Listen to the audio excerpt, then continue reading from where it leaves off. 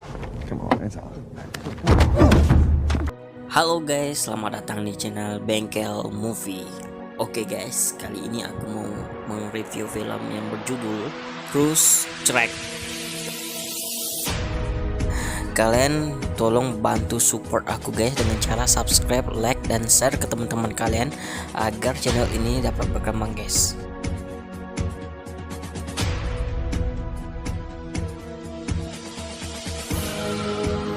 Sebelum kita ke alur filmnya, ayo kita lihat dulu guys intronya guys. Cegizo.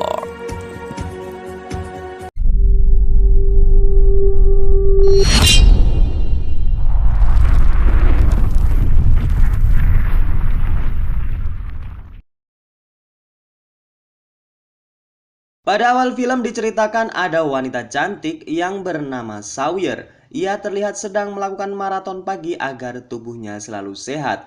Dan tak lama kemudian Sawyer mendapat pesan dari perusahaan tempat ia melamar pekerjaan yang berisi undangan interview nih bos. Terlihat ia merasa sangat gembira karena pesan tersebut. Bergegas kemudian ia menyiapkan segala sesuatunya, kemudian ia mengecek tempat lokasi yang akan dia tuju. Keesokan harinya Sawyer yang tidak lagi sabar dengan interview, ia segera menuju tempat interview yang dimaksud. Namun pada saat di perjalanan Sawyer mendapat masalah pada aplikasi petunjuk arah di handphonenya. Akhirnya dengan terpaksa ia mencari jalan alternatif lain agar ia tidak terlambat untuk mengikuti interview kerjanya. Dan terlihat jalan yang diambil adalah jalan yang menuju ke hutan dengan kondisi jalan tersebut kecil dan sepi. Ia merasa bahwa tidak pernah sekalipun dalam hidupnya melewati jalan ini dan ia hanya mengandalkan petunjuk dari aplikasi Google Map untuk sampai di tempat tujuan. Hingga pada suatu ketika ia diarahkan pada suatu persimpangan yang ditunjukkan oleh aplikasi mapnya. Namun tak diduga map telah membohonginya karena jalan tersebut ternyata telah ditutup dan ia langsung balik arah. Singkat cerita, Sawyer yang merasa aneh dengan jalan ini, akhirnya ia putar arah jalan. Dan benar saja ada dua orang laki-laki yang sedang mengintainya dari jarak jauh. Karena tak ingin ditipu lagi oleh mapnya, Sawyer kemudian membaca peta di luar mobilnya. Dan tak lama dari kejadian tersebut datanglah dua orang yang mengintainya tadi mendatangi Sawyer dan pura-pura akan membantu Sawyer dan sedikit memberi gombalan. Dua orang pria tersebut diketahui bernama Buck dan Hollister dan nantinya akan saya singkat namanya menjadi dua buaya aja ya bos, biar lebih familiar gitu.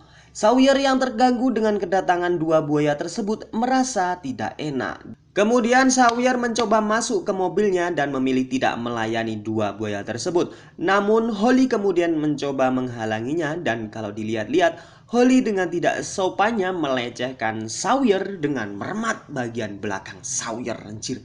Sontak saja perbuatan tersebut membuat Sawyer marah dan melawan dan baku hantam yang tak seimbang pun terjadi.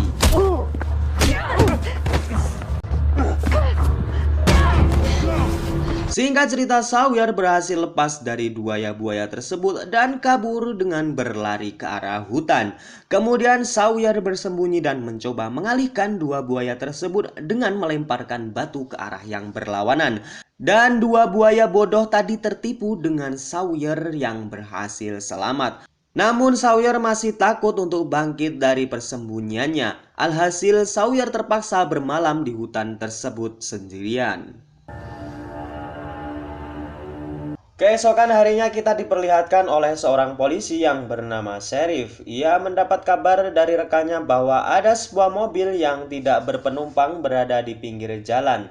Tak lama kemudian Sheriff menuju ke TKP. Ternyata mobil yang dimaksud adalah mobilnya Sawyer. Sheriff kemudian menghampiri rumah Holly dan Beck yang kebetulan tidak jauh dari kejadian tersebut. Sheriff kemudian menanyakan tentang mobil tersebut dan menyuruh dua buaya tersebut untuk membuang mobil tersebut ke jurang saja. Alright, well, I tried. Singkat cerita, mobil dibuang oleh buaya-buaya itu dan terlihat Sawyer berada di bawah jurang melihat mobilnya yang jatuh dari atas jurang. Kemudian Sawyer mengambil HP yang berada di dalam mobilnya untuk meminta bantuan. Saat ia melihat HP-nya, ia sangat terkejut karena banyak panggilan dari keluarganya yang tengah mencarinya. Singkat cerita, dua buaya tadi menemukan sobekan jaket yang digunakan Sawyer untuk membalut lukanya. Karena dua buaya ini berpikiran bahwa Sawyer masih hidup dan akan melaporkan kejadian ini ke polisi, dua buaya ini berusaha mencari Sawyer dan mendatangi tempat di mana mobil Sawyer tadi dibuang. Namun sayang sekali Sawyer tidak lagi di tempat dan pergi mencari bantuan menggunakan HP-nya. Bagaikan jatuh tertimpa tangga, ya itulah yang dialami Sawyer saat ini karena sampai larut malam ia tidak menemukan sinyal dan ketika ia akan mengirim pesan suara, baterai HP-nya habis dan HP-nya pun mati. Jir, apes banget Sawyer ini ya. Tak habis dengan itu, Sawyer yang sudah 2 hari tidak makan merasa sangat lemas dan tiba-tiba kepalanya pusing dan kemudian pingsan. Dengan tatapan yang kabur, Sawyer melihat ada sosok laki-laki yang menolongnya dan membawa ke rumahnya. Dan ketika terbangun, Sawyer mencoba kabur dan ia dihentikan oleh orang yang menolongnya tadi malam. Diketahui pria ini bernama Lowell. Scene berpindah ke kantor polisi. Kita diperlihatkan dengan anggota polisi yang datang. Ia adalah Nick. Nick mencurigai bahwa Holly dan Buck adalah pelakunya karena Nick mengetahui bahwa Holly dan Buck sering bertemu dengan Cheryl. Di sisi lain terlihat tangan Sawyer yang diikat oleh Lowell. Lowell khawatir dengan Sawyer karena seringkali Sawyer mencoba melarikan diri. Kemudian terdengar suara mobil yang datang dan Sawyer seketika berteriak meminta pertolongan. Namun Lowell dengan sigap membungkam mulut Sawyer dan mengatakan yang datang adalah dua buaya yang mencelakai Sawyer di awal film tadi. Holly dan Buck kemudian bertanya kepada Lowell tentang wanita yang hilang tadi malam. Diketahui Lowell adalah sepupu dari Holly dan Buck.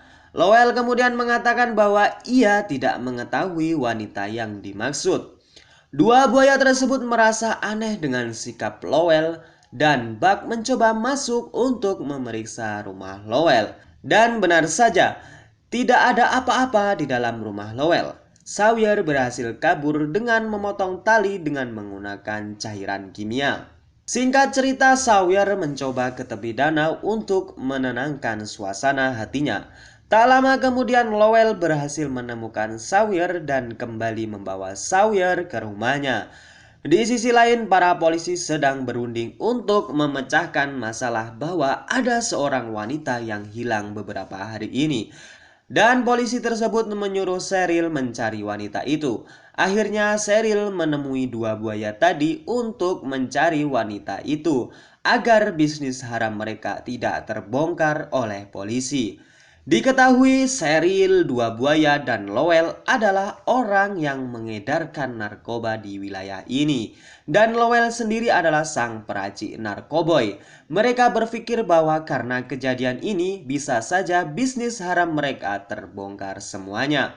Pada keesokan harinya, Lowell mengatakan kepada Sawyer bahwa dirinya adalah sang juru masak narkoboy. Lowell bermaksud mengajari Sawyer tentang alat dan bahan untuk memasak narkoboy. Beberapa saat kemudian Lowell menyuruh Sawyer pergi ke danau karena sebentar lagi dua buaya tadi akan datang untuk membawa bahan-bahan narkoboy. Beralih ke kantor polisi, Sheriff kemudian menyuruh Nick untuk pulang menemui keluarganya karena hari ini sedang diadakan selamatan yang dilaksanakan keluarganya. Saat Nick akan masuk ke mobilnya, Nick teringat masih ada barang yang tertinggal di kantor. Ia dikejutkan dengan percakapan Sheriff dan Buck di telepon. Seketika Sheriff yang kaget dengan kedatangan Nick mencoba mengajaknya keluar dan tiba-tiba Sheriff membunuh Nick karena Nick telah mengetahui dalang di balik ini semua. Pada malam harinya, Sheriff menyuruh dua buaya tadi membuang mayat Nick agar tidak bisa ditemukan oleh para polisi. Pada keesokan harinya datang polisi yang bernama Joe. Ia menanyakan perkembangan kasus wanita yang hilang di wilayahnya dan ia merasakan bahwa wanita itu masih belum bisa ditemukan. Maka Joe akan segera melakukan pencarian dengan timnya sendiri. Rust Creek all the way through to Black Ridge. Sheriff yang curiga dengan Lowell, ia kemudian mendatangi dua buaya tadi dan mengambil paket narkoboy. Ia kemudian berpesan untuk mendatangi Lowell dan melihat apa yang terjadi di dalam rumahnya. Dua buaya tadi kemudian mendatangi rumah Lowell secara diam-diam dan benar saja wanita yang selama ini mereka cari sedang berada di rumah Lowell. Holly mencoba akan membunuh Sawyer, namun Lowell mengatakan bahwa Sawyer bisa memasak narkoboy dan akan membuat mereka kaya. Lowell kemudian menyuruh Sawyer memasak narkoboy dengan bahan-bahan yang ia sebutkan.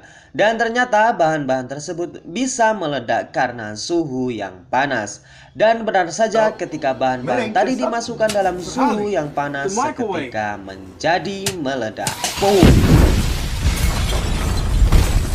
Singkat cerita, ledakan tersebut membuat dua buaya tersebut terluka dan Bugs sendiri langsung tewas karena ledakan itu. Holly yang masih hidup merasa dipermainkan oleh Sawyer mencoba bangkit dan menembaknya. Namun ia berhasil dihalangi oleh Lowell dan Lowell pun tewas karena tembakan tersebut. Singkat cerita, Sheriff datang dan melihat kejadian itu. Ia kemudian menembak Holly karena ia ingin bersih namanya. Sawyer berhasil kabur dan sampai di tepi jalan. Tiba-tiba ia didatangi oleh mobil sheriff dan ia berpura-pura sebagai polisi yang baik. Ia kemudian memberi tumpangan dan berjanji akan menyelamatkannya. Di dalam mobil ia bertanya kepada Sawyer tentang apa yang telah menimpanya. Kemudian sheriff dengan sengaja menghentikan mobilnya di tepi danau dan mengatakan bahwa perjalanan harus dilanjutkan dengan jalan kaki. Namun tiba-tiba ketika sampai di danau, sheriff mencoba membunuh Sawyer karena lagi-lagi ia tidak ingin Sawyer hidup dan menjadi saksi kejahatannya. Di antara mereka terjadilah baku hantam dan membuat sheriff bangsat itu mati.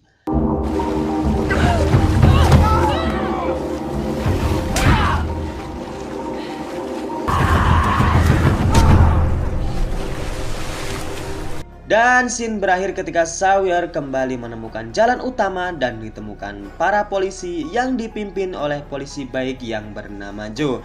Dan film ini pun tamat.